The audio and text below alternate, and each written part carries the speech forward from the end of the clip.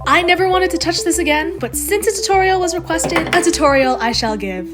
I'm Abby Dreamer, your local Christian creative, and today I'm teaching you how to weave a mini rug. I want to give you a disclaimer. I'm not at all the most qualified to talk about this.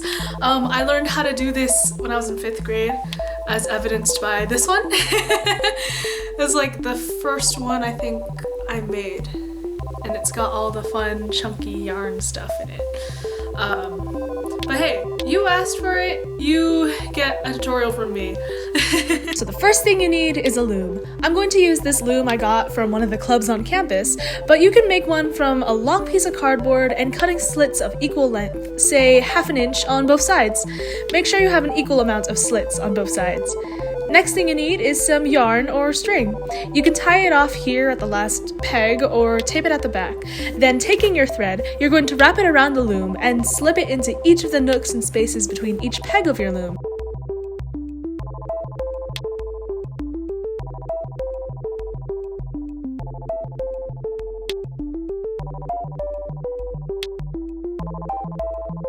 Tie it off at the end or add more tape to keep it in place.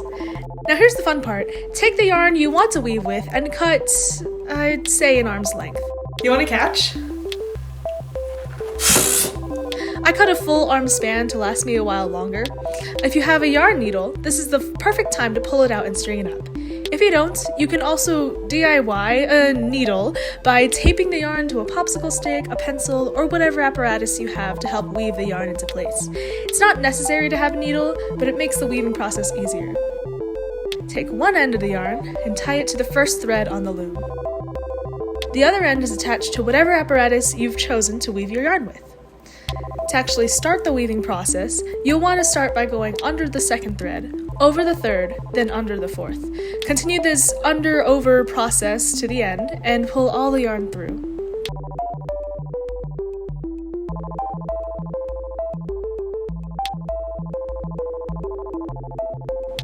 Then for the second row, keep going with this over-under pattern. If you ended the first row with an over, start row 2 with an under. If you ended the first row with an under, start the second row with an over. Keep that pattern going and unbreaking. Then go all the way across. At this point, I'd say push down the thread so that it more easily becomes a coherent cloth-like piece. If it's too loose, it'll come apart really easily, so have the threads tightly together. The only time you don't want to have the thread be too tight is when you're weaving through the loom's threads. This will result in the sides puckering into an hourglass shape where the middle is thinner than the outsides. Unless that's something you intentionally want, I would suggest that you don't do that and keep each row loose enough to be the same length as your starting row. I'll show you later what that looks like if the threads start getting progressively tighter in each row. When you either run out of working yarn or you want to change colors, you have two options here. You can tie off the yarn at the loom, cutting off the excess and tying your new yarn to the same string and starting from there, or you can do what I'm doing here. Here, I take a new piece of yarn and tie it to the old piece before continuing along. I would recommend this way of doing it, honestly. It's a little more reliable and it's how I weave more often. I heard you can just tie it off at the loom's threads, but I haven't tried it myself, so I don't know how well it works. But once you swap colors, it's back to the same over-under pattern. Enjoy!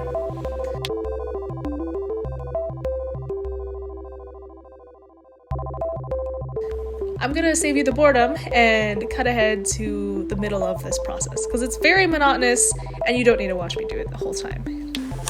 Okay, I'm halfway through, and I just kind of want to point something out, because I'm totally being reckless with not caring, but this is what happens when you start weaving it a little too tightly. It starts to come in like this, and just it looks like a watermelon. It starts caving in like that. Usually, with what I did when weaving it as a kid, I go too tight in the middle, and then it'd come out like that, and it's like an hourglass kind of shape. And unless you really intentionally want that, I'd recommend not. So you can have a nice even rectangle. But all that really comes down to is staying loose while weaving in the middle. If you see this happening, you can undo it, redo it, or just go forward and try to keep it loose and even going forward, which is what I'm gonna do because I don't want to redo a bunch of work. But here's halfway. Onward we go.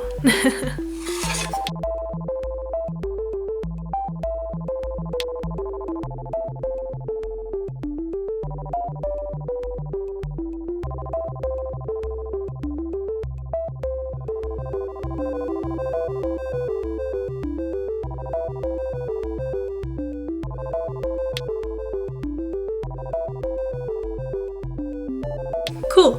Now we're just about done. We're gonna tie this off right here.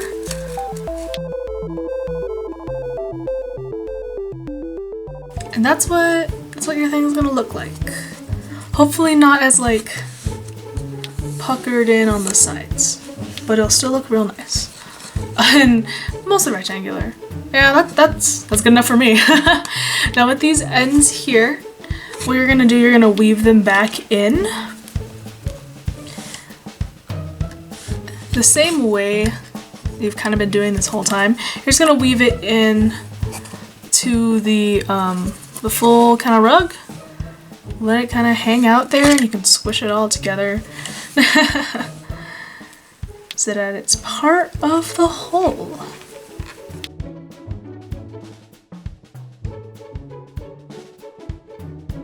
Cool.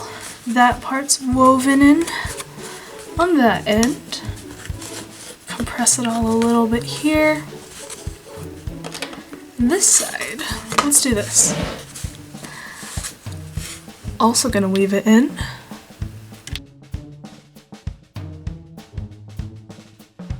String up this needle. Push it all through.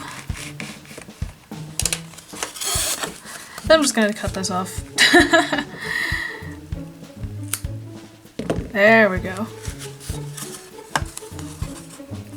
There it is, no tail ends. I honestly want to do green and pink because I'm in a springtime mood. It just looks like a watermelon. And now, here's the fun part of the back. So there's all your threads that you've woven through, right? We're gonna cut this. So take a pair of scissors, cut all these in half. You can remove the tape as well.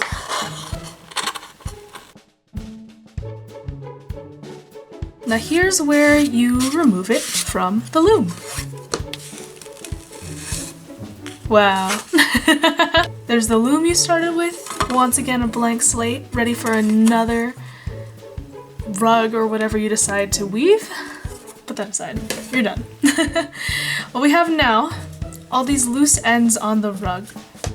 What we're gonna do here, we're going to tie them together in pairs to stop, like, because it's all loose, you can just slide all the yarn right off, but we don't want that. We're going to take these two, you just do a simple little knot, tie it together,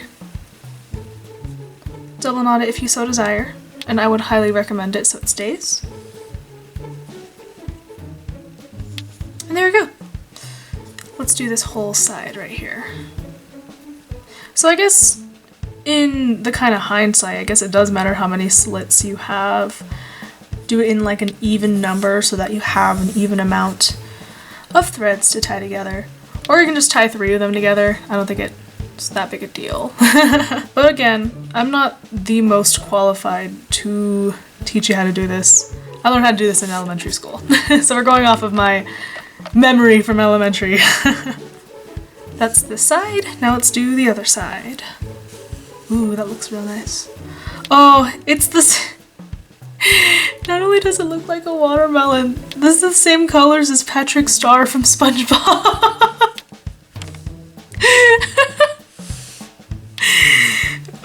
Okay, take them in pairs, tie them together.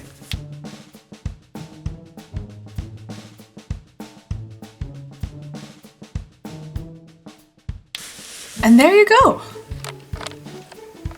Now you have your own little mini rug. Now you can leave these just kind of loose on the ends here. That's definitely an option. Give your rug some little tassels. You can trim them, do whatever. Or you can take these, take a needle or something, weave it back in. Not really weave, but just sew them in if you want that clean edge. I think for this one, I'm just gonna leave these, maybe trim them a little bit. But if you did want to remove them, you can cut it, whatever. You can cut them, don't cut the knot. Or, I'll show you with one of these. Just take your needle, slide it right through where any of these, like, where the thread is for the loom. You strung it all up. Take it down as far as you want. Oh, yeah, there you go. Then you get a nice and cleaner looking edge. You can cut this here. Then you have a cleaner edge right there. Here it is, all nice and finished. I did trim it there. Now we have ourselves a lovely rug with the colors of like a watermelon and Patrick Star from SpongeBob. I hope you enjoyed learning along how to do this. Feel free to follow along. I'd love to see if you made a rug of your own following this tutorial. Feel free to tag me on these platforms or here.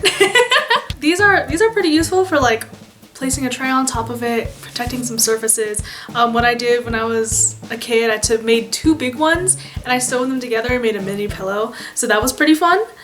You can make a little pouch, sew it in half like that or something. Yeah, but it's a really fun, simple craft if you want to just get into something real easy with a low entry requirement, you know? But if there's anything else from the hundreds of crafts that I've made that you would like a tutorial on, feel free to let me know. Put it in the comments, like just straight up reach out, because I'm more than happy to spend a day or two making another one to show you how it's done. But God bless, you have a wonderful day.